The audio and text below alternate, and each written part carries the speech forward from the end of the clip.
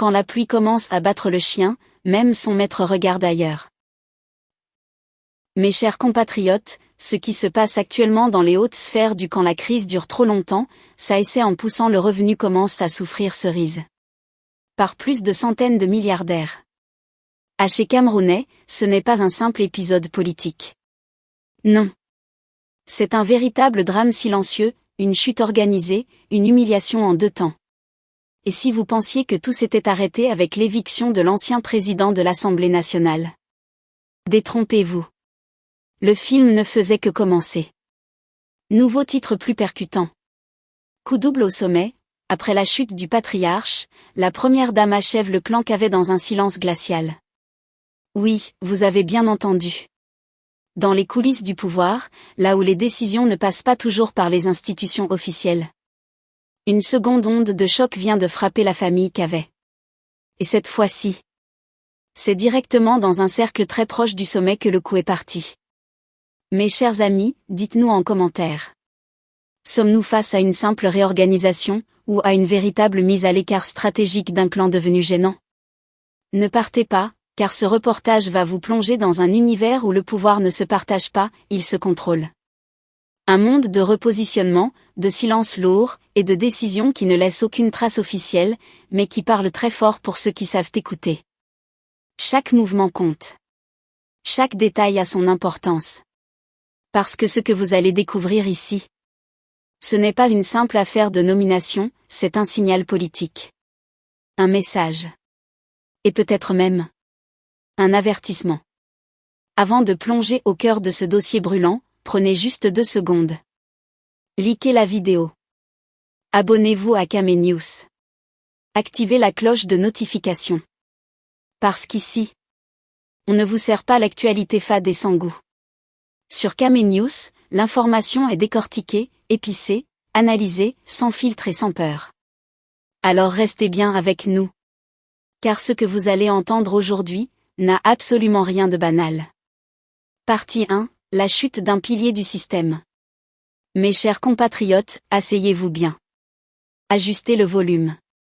Parce qu'ici, on entre dans le cœur du tremblement de terre. Un pilier du système est tombé. Et quand un pilier tombe au Cameroun, ce n'est pas seulement le plafond qui tremble.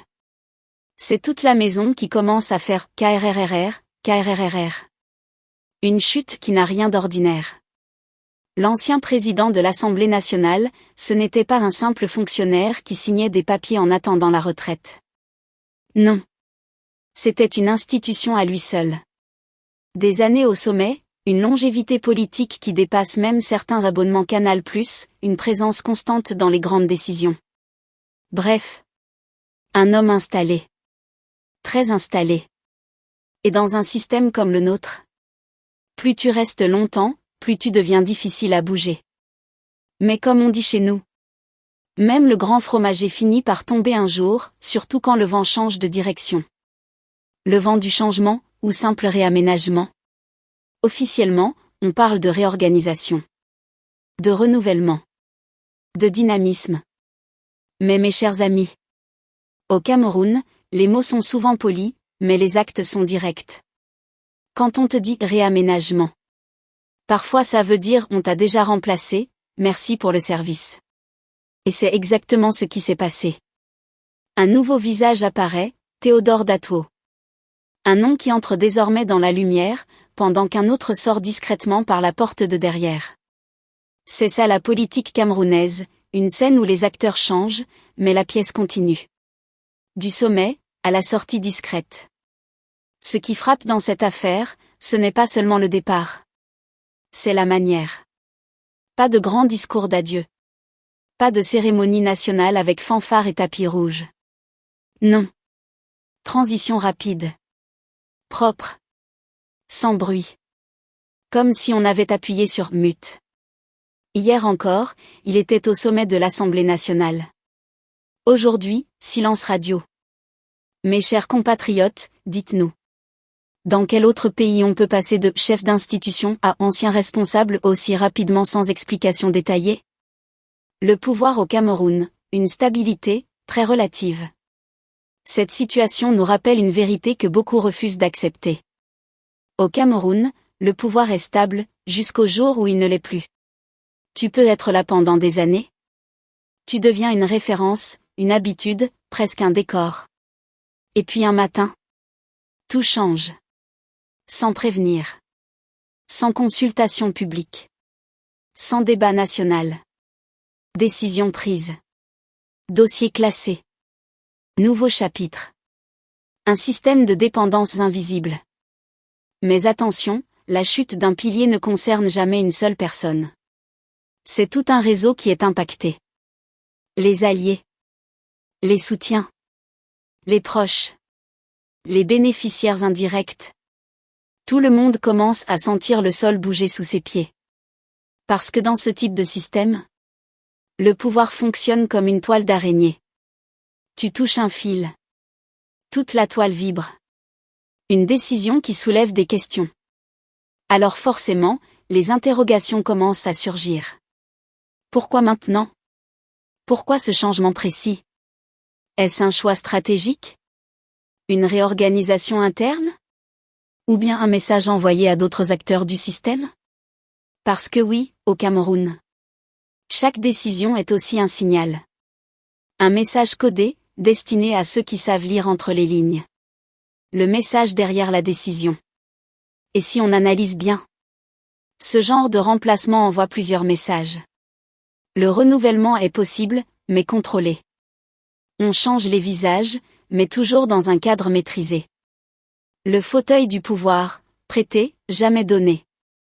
Mes chers compatriotes, retenez bien ceci. Au Cameroun, le fauteuil du pouvoir ne t'appartient jamais. On te le prête. Et le jour où on décide de le récupérer, tu te lèves. Même si tu étais encore assis confortablement. C'est dur, mais c'est la règle du jeu. Une chute qui annonce d'autres mouvements? Et maintenant, la grande question. Est-ce un cas isolé, ou le début d'une série? Parce que dans l'histoire politique camerounaise, un changement en appelle souvent d'autres. Un départ ici entraîne un ajustement là-bas, qui provoque un autre mouvement ailleurs. C'est un effet domino. Et aujourd'hui, le premier domino est déjà tombé. Le peuple observe, mais ne parle pas toujours. Pendant que tout cela se passe, le peuple regarde. Certains analysent. D'autres commentent en privé.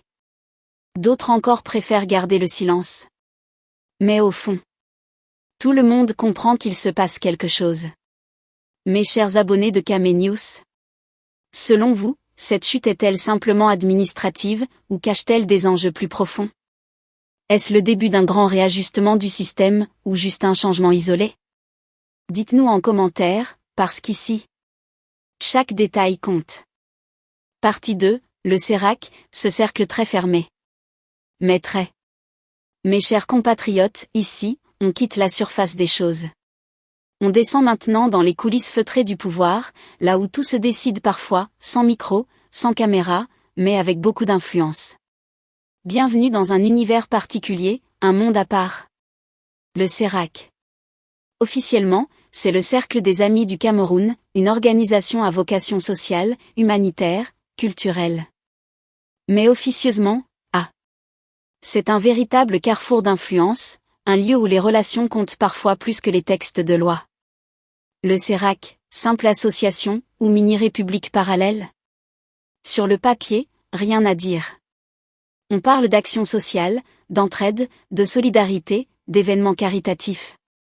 Mais dans la pratique, le CERAC, c'est un peu comme une deuxième salle de réunion du pouvoir, version élégante. Là-bas, on ne vote pas des lois, mais on tisse des liens. On ne signe pas des décrets, mais on influence des décisions. Et surtout, on construit des réseaux. Des vrais. Solides. Durables. Mes chers amis, au Cameroun, on dit souvent. Ce n'est pas ce que tu sais, c'est qui tu connais. Et au CERAC, tout le monde connaît quelqu'un qui connaît quelqu'un. Au sommet, une hiérarchie bien huilée. À la tête de ce cercle très stratégique, on retrouve une figure incontournable, la première dame, Chantal Biya. Mais attention, autour d'elle gravite toute une organisation, avec ses postes, ses responsabilités, et ses équilibres internes. Et dans ce dispositif, Madame Fadimatou Kaveyagui Djibril occupait une place de choix, vice-présidente. Pas un poste décoratif 1. Numéro 2. Juste derrière la première dame. Autrement dit, elle était au cœur du système. Dans la zone VIP. Là où les décisions informelles prennent parfois plus de poids que les réunions officielles. Un cercle où l'entrée est sélective et stratégique. Mais il faut comprendre une chose essentielle. Le CERAC n'est pas ouvert à tout le monde. Ce n'est pas un groupe WhatsApp où tu ajoutes qui tu veux. Non. C'est un cercle fermé, très fermé même. Et pour y entrer, il ne suffit pas d'avoir de bonnes intentions. Il faut le bon nom, le bon réseau, la bonne position sociale. Et surtout, la bonne proximité avec le pouvoir. Parce que oui, le CERAC fonctionne aussi comme un baromètre du positionnement politique et social. Quand tu es là-bas, c'est que tu comptes. Un réseau d'influence discret mais puissant. Et c'est là que les choses deviennent intéressantes. Parce que dans ce cercle, les relations se créent, se renforcent et parfois se transforment en opportunités. Un simple échange lors d'un événement peut devenir un contact stratégique. Une présence régulière peut ouvrir des portes. Un bon positionnement peut accélérer des projets. Bref, le CERAC, ce n'est pas seulement du social, c'est aussi du stratégique. Quand le social rencontre le politique. Et là, mes chers compatriotes, on touche un point sensible. La frontière entre social et politique devient floue. Très floue. Parce que même si le CERAC n'est pas une institution politique officielle, il évolue dans un environnement profondément politique. Et forcément, les dynamiques du pouvoir finissent par s'y refléter. Les équilibres changent. Les positions évoluent. Les visages tournent. Exactement comme dans les institutions de l'État. Une mécanique bien connue, mais rarement expliquée. Ce qui se passe aujourd'hui avec Madame Cavey n'est pas un accident.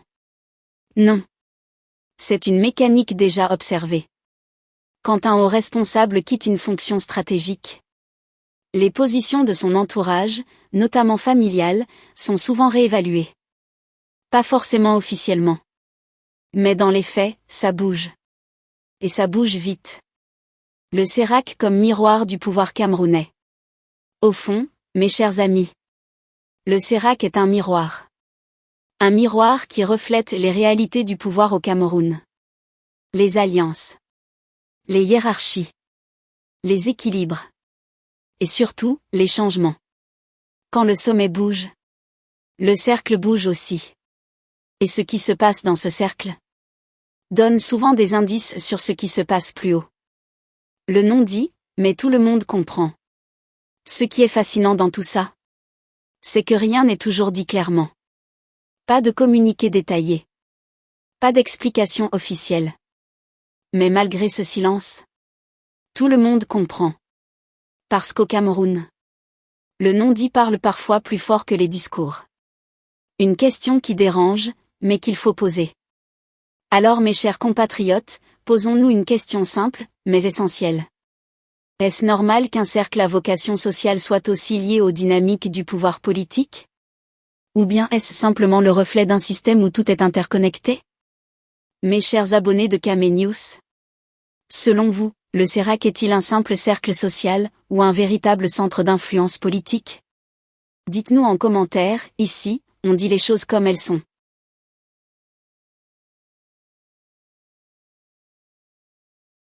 Partie 3, une éviction brutale qui interroge. Mes chers compatriotes, ici, on ne parle plus de rumeurs de quartier, ni de bondis autour d'un plat de ndolé. Non. Ici, on parle d'un acte posé, d'une décision concrète, et surtout d'un message politique très clair, même s'il n'a pas été officiellement déclaré à la CRTV de 20h. Madame Fadimatou Kaveyagui Djibril a été écartée. Comme ça. Net. Sans tambour. Sans trompette. Sans conférence de presse avec micro qui grésille. Une sortie sans bruit, mais avec beaucoup de sens. Dans les grandes démocraties, quand une personnalité quitte un poste, On organise parfois une cérémonie, on prononce des discours, on parle de « service rendu à la nation ». Mais ici, au Cameroun version « gestion discrète ». On te remplace avant même que tu comprennes que tu es déjà remplacé. On t'envoie une notification, pas sur WhatsApp, mais presque. Et quand tu te réveilles, tu comprends que ton nom a déjà disparu des listes.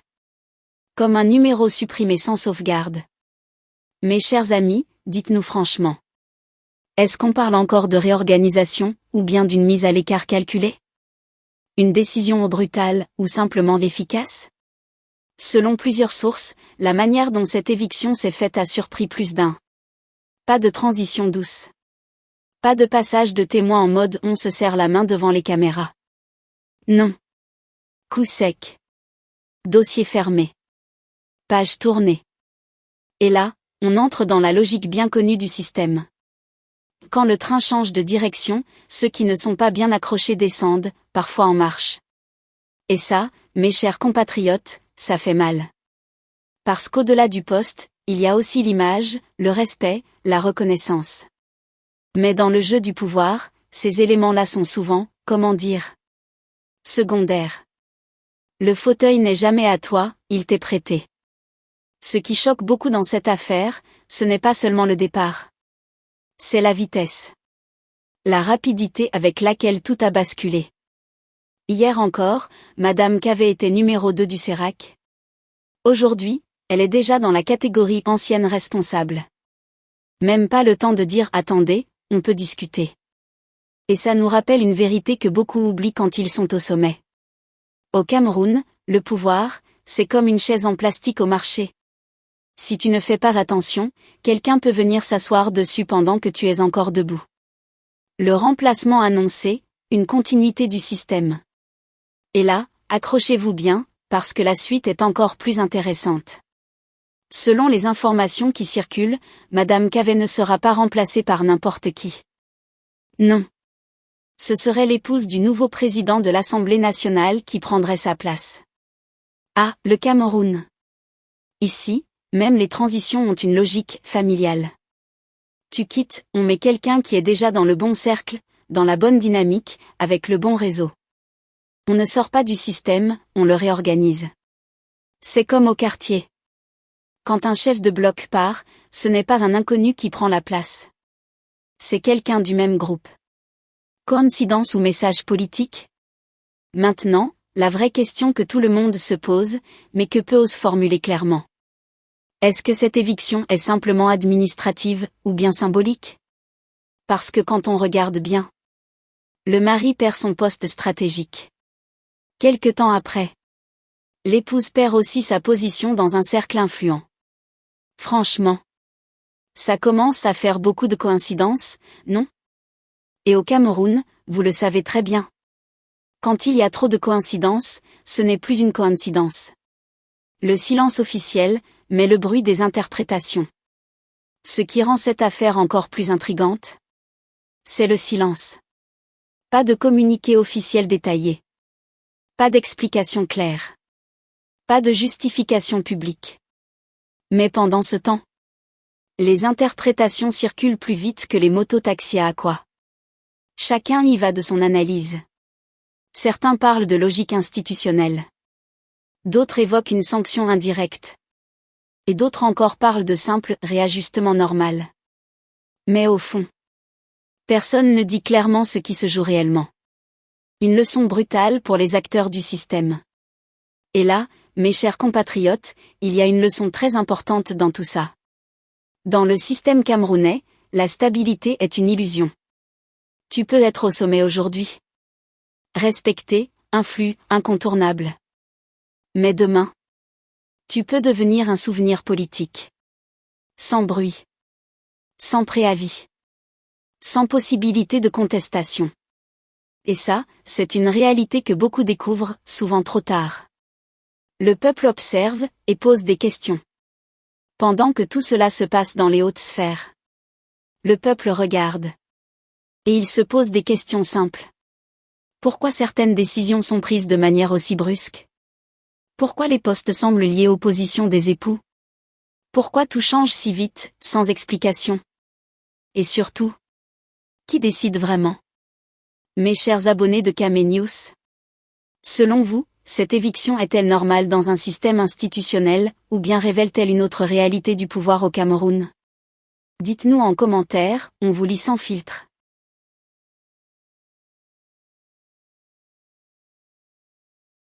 Partie 4, le vrai débat pouvoir, famille et influence. Mes chers compatriotes, ici, on ne parle plus seulement d'un poste perdu. Non. Ici, on entre dans le cœur même du système. Le moteur caché. Le logiciel invisible qui fait tourner la machine politique camerounaise, même quand le courant est coupé. Parce que soyons clairs, ce qui se joue dans cette affaire dépasse largement Madame Kavé. C'est toute une culture politique qui se dévoile. Une réalité que tout le monde connaît, mais que personne ne veut vraiment dire à haute voix. Au Cameroun, le pouvoir n'est pas seulement une affaire d'individus. C'est une affaire de famille, de réseaux, et parfois même de cercles invisibles. Oui.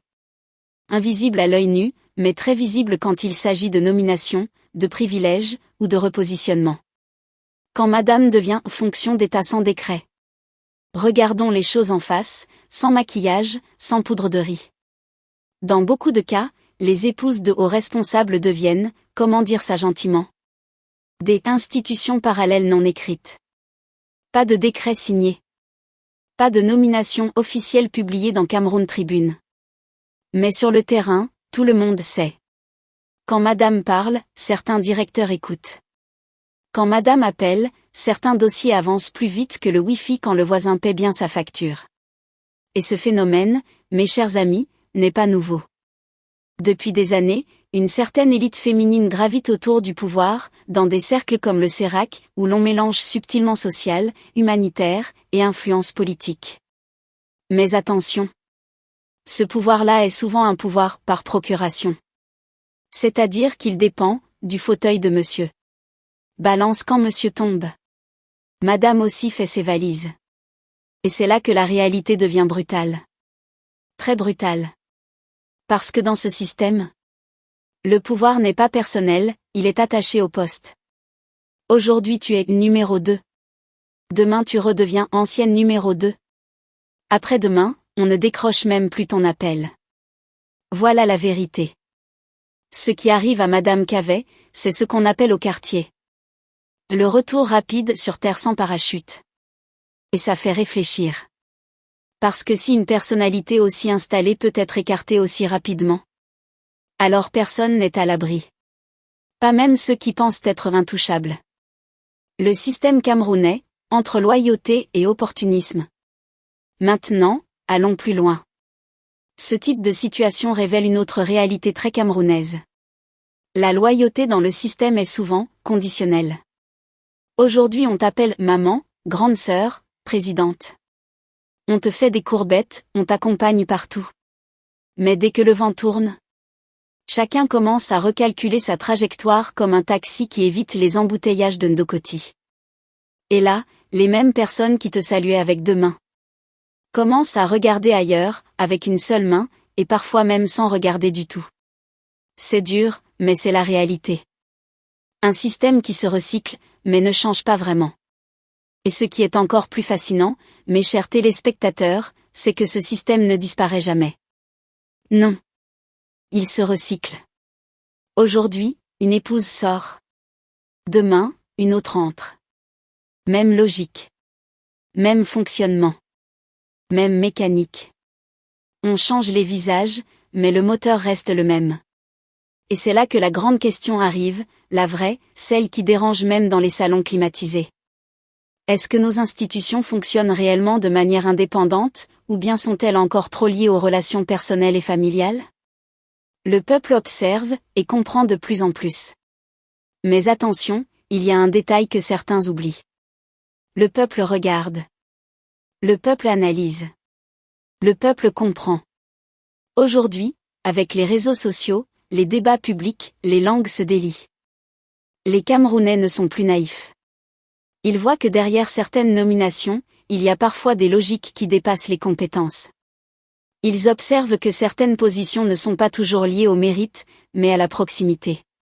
Et ça alimente les frustrations. Une bombe silencieuse pour l'avenir? Alors la question finale est simple, mais lourde. Ce système peut-il durer éternellement? Parce que plus les citoyens prennent conscience de ces mécanismes, plus ils commencent à poser des questions. Et plus la pression monte, doucement, mais sûrement. Et vous savez comme chez nous. Quand la marmite chauffe trop, même le couvercle commence à danser. Mes chers compatriotes, dites-nous en commentaire. Est-ce que ce système est normal selon vous? Ou bien est-il temps que les institutions prennent le dessus sur les influences familiales? On vous lit, sans filtre.